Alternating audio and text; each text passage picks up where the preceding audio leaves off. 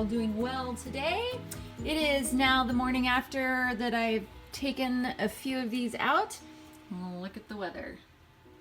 Snowy, snowy, snowy here, which hasn't accumulated much at our house yet, but we're kind of in this weird little area where everyone else around us gets a lot more snow a lot of times, especially just north of us and east, and we get a bit less, but it's snowing away out there.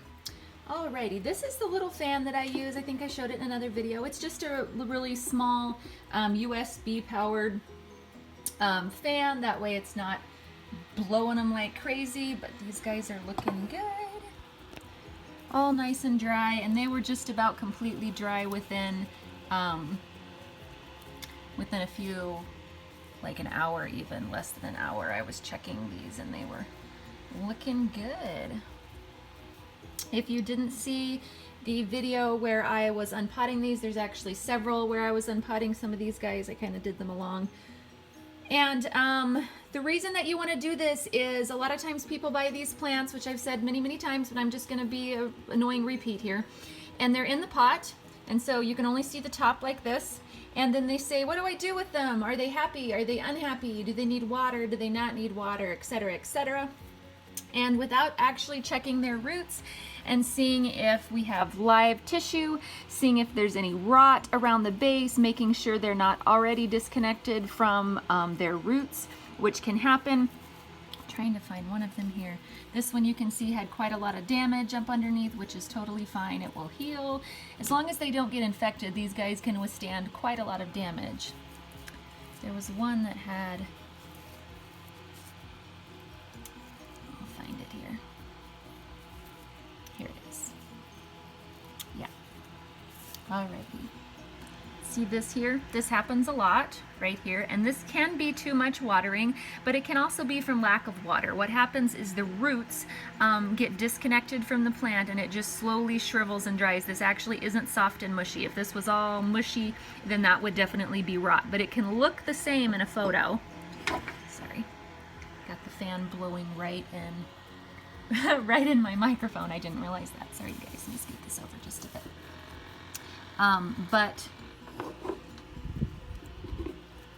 There we go. But these guys, actually I'm just going to turn him off. But checking the base, again, when this one was in the pot, it was actually up against another plant like this and planted in the pot, so there was no way to see this, and from the outside this side looked just fine. But this side is not looking okay. However, inside, the plant inside is still completely firm, very hard, not even a little bit spongy. And so my guess is it's just the outer leaves disconnecting from the roots right now, and the inner set of leaves is still fine. However, because there's not a lot of new root growth on this, this guy needs a pruning and at a minimum, and some stimulation to help these roots. See this? This is like, it looks like someone split the taproot completely down the middle. And what it looks like is, okay, see this double-headed one here? If I were to take both of these and try and pull them apart and separate them, it would either break one off completely or it would just kind of split this base root here, the taproot. And that's exactly what it looks like happened. It looks like someone ripped another plant off, which it wasn't me. This happened before it was potted up and sent to the cellar. Obviously, because it's very, very calloused and dry, and it may have just caused too much damage to the root and it may not recover. Leaving these guys together is the best. You can break them off right at the tip and sometimes they will reroot and the other one can stay happy, but by far it is best to leave them stuck together. So we will keep a close eye on this one, and I will give you guys updates so that you can see what it looks like as either it progresses and slowly dies or progresses and slowly lives, either way, because yeah, that's the whole reason that I wanted all of these guys, is to document all of these little things so that I can actually show you guys what's going on instead of just trying to verbally describe it all the time.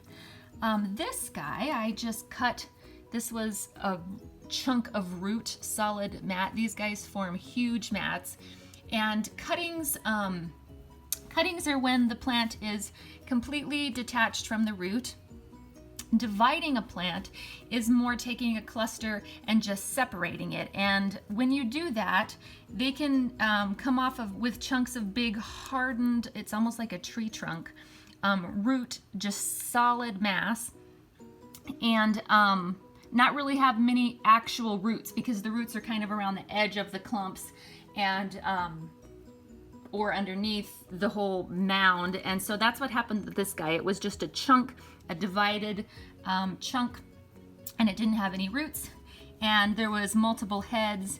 I gotta show you what I did to this guy. But anyways, you can see the roots coming off to the side and here. Well, there were two really shriveled. I'm not sure where I put those. I have a couple heads out of here that I put to soak. I really don't think they're gonna survive at all, but just in case, you have to try. And trying to remove those, I sliced this guy here, which he probably won't survive, but I immediately super glued him closed yesterday, and he's still oozing some sap. It was actually eyelash glue, because that was the only thing I could find. I've never even worn false eyelashes, so I'm not sure why I have the glue, but I found a bottle of glue. And so my thought, because it had a little paintbrush on it and it's skin safe, I thought, well, the plant might like it a little bit more. But we super glue wounds in the ER a fair amount too, so super glue could be fine, but that was the only chance that this guy had of surviving, was to glue this big cut, because it's cut all the way from here down to here and quite deep. So I'm going to put a couple more coats on him and let him continue to dry, and then plant them up. And he might survive, he might not. We will see. These guys are fairly early on in their cycles, and this guy feels like he has a new set of leaves growing, but this guy doesn't. And when I sliced him open, I looked, and there didn't appear to be a new set. So he might have been on his way out anyways, but we shall see. But that's an idea. If you get a really large wound, I shouldn't have flipped it over. If you get a really large wound on one of these guys, using some antifungal paste, etc., can be good, but sometimes you need to close the wound up. And while it's definitely not a guarantee, it's better than leaving it gaping open, and so gluing it can be an option. Just keep that in mind. A lot of people glue grafts on and various things as well, and having an ideal, glue that's actually for plants and propagation is the best. But when you're in a pinch, other things can work. Alrighty, I just wanted to show you guys these now that they're getting all dried out. You can see this is all really dry. These are just gonna go planted in some nice loose mixture, and I will keep you guys updated on them. I hope you're having a fantastic day. I will talk to you soon, and happy growing.